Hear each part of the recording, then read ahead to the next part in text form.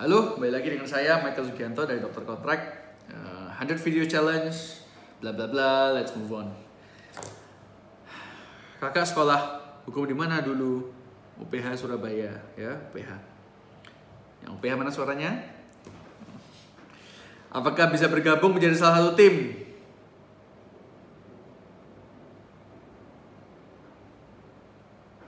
Kalau gini ya, prinsip saya siapa yang maju duluan, yang ngasih proposal duluan, itu pasti yang pihak yang akan diuntungkan kalau proposal tersebut diterima. Bener nggak? Bener ya? Kalau Anda punya waktu untuk DM saya tanya untuk bergabung dengan tim, cara ngomongnya gitu, akun Instagramnya nggak jelas, namanya juga nggak jelas, pakai angka-angka, nomor-nomor, nggak jelas siapa, di Google nggak keluar, berarti Anda bukan siapa-siapa. Berarti Anda kalau join tim saya, Anda yang lebih untung, saya lebih rugi. Nah, kalau Anda sebagai saya bakal mempekerjakan atau bekerja dengan orang di mana Anda tahu bakal rugi seperti di video sebelumnya, kira-kira diterima atau enggak? Nah, terus Anda mesti tanya, loh, terus gimana kita yang fresh graduate, nasibnya gimana? Sama kayak kerja butuh pengalaman, pengalaman butuh kerja, ayam dan telur. Ya, kasih value. Jangan berpikiran sempit, kayak jepretan sempit ini. Anda harus lebar. Cara pikirnya itu susah banget, woi. Lebar. Cara berpikir Anda harus lebar, ya. Bring value. Contohnya paling gampang, bring clients.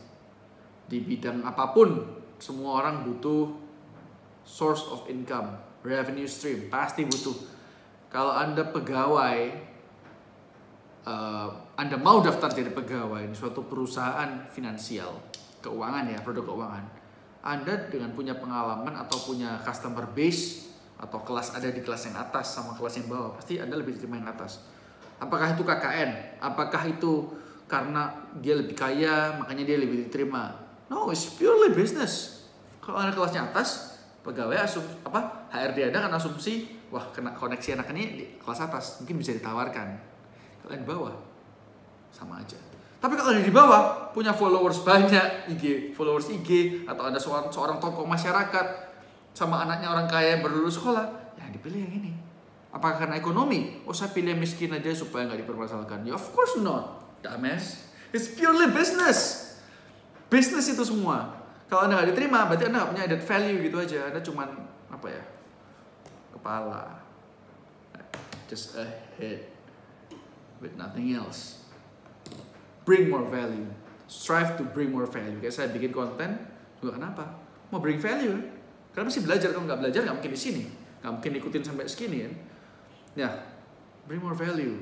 Anything works, anything. Di bidang apa yang Anda mau masuk, mari tentukan dulu. Bidang apa yang mau Anda masuk, anything, bring value. Apapun, klien lah, wawasan yang lebih lah, strategizing lah, koneksi, atau sumbangan kayak apapun. Bukan masalah yang kaya bakal diterima di sekolah, terus sekolahnya bagus makanya harus ada donasi segala macam. No, it's all about value. Bentar. Ada ini anak gue yang sukanya masuk terus gangguin orang kerja, tapi dia hebat sih, di suruh apaan pasti selesai. Cuman ya, well, bayangkan kalau saya sekarang ada kaitannya ya, saya terima anak magang terus suka sembarangan masuk gitu, saya nggak bisa bikin konten, produktivitas saya malah turun dengan adanya dia. Untung-untungan kalau kayak si ini pintar kerja, rajin, bring value. Kalau nggak, dibuang aja ya kan. Jadi jangan selalu kayak menyalahkan victim mentality, mentalitas korban.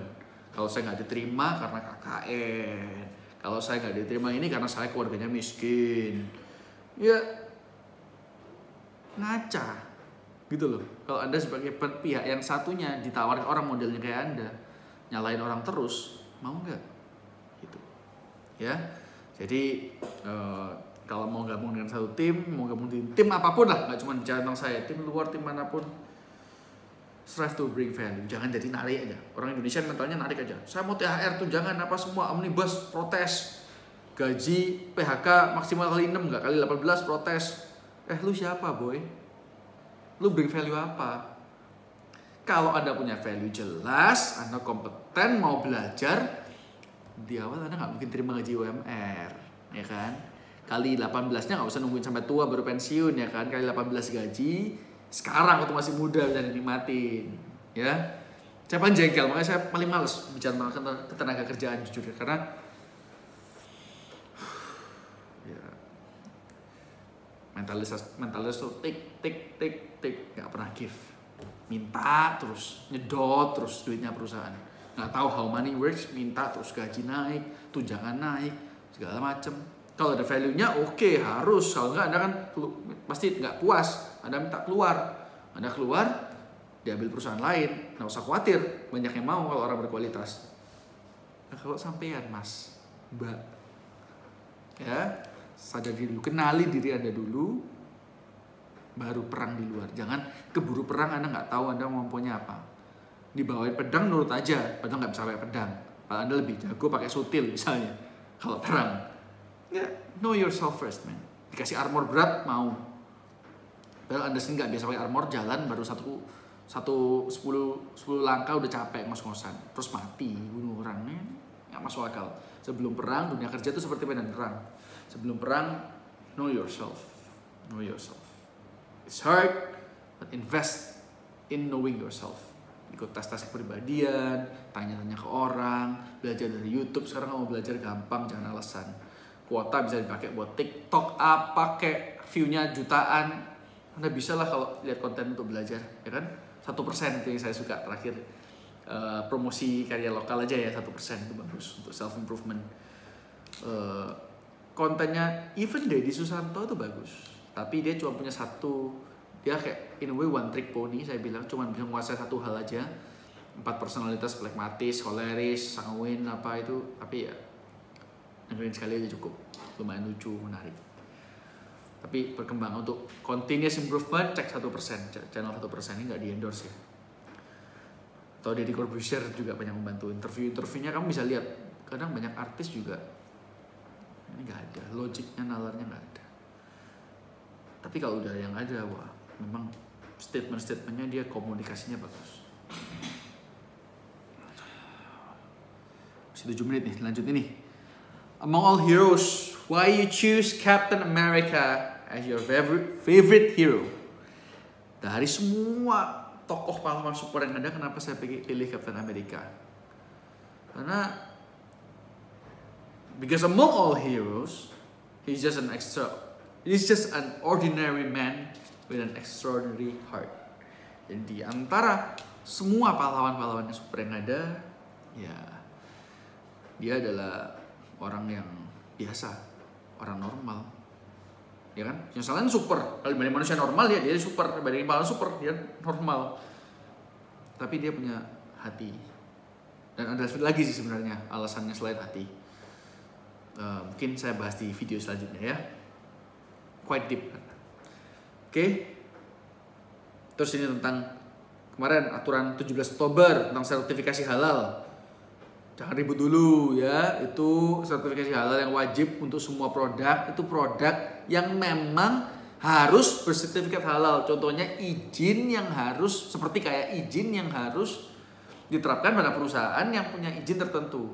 Nggak berarti semua usaha harus minta izin franchise. Kalau lu nggak franchise ya nggak usah izin, sama kayak halal. Kalau lu buat jualan babi, jualan barang-barang yang nggak perlu sertifikat halal, nggak perlu halal. Jual apa kayak gel rambut lagi lah. Ya nggak perlu gitu. Jadi jangan keburu ngaco, jangan keburu flaming, teriak-teriak, baca dulu. Saya sudah baca naskahnya kemarin, bahkan ada karya tulisnya. Waktu itu saya sempat kirimkan ke email secara gratis, cuman saya sekarang males.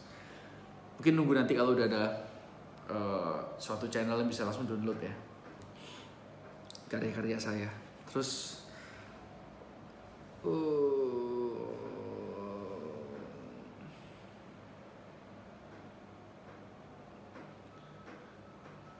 ini tentang sertifikasi halal semua pertanyaannya. Nah ini, contohnya seperti ini. Emangnya negara ini negara Islam apa? Seenaknya bikin peraturan, ya kan? Jawaban saya bacakan ya. Tidak sesimpel itu.